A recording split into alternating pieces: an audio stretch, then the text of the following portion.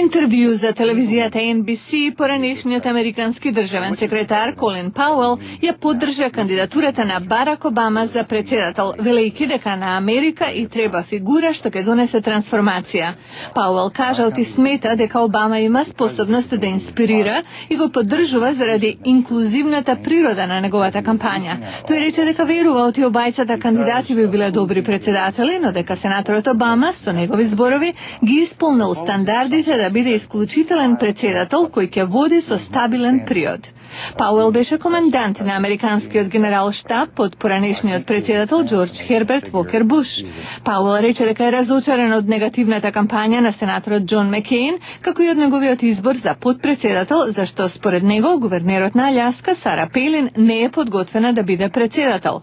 Реакцијата на Обама беше дека е почестен од неговата поддршка, тој води пред Маккејн и ова ќе го зацврсти неговото водство. Неговата кампања објави дека во септември собрала $150 милиони, што е далеку над финансиската база на Маккејн.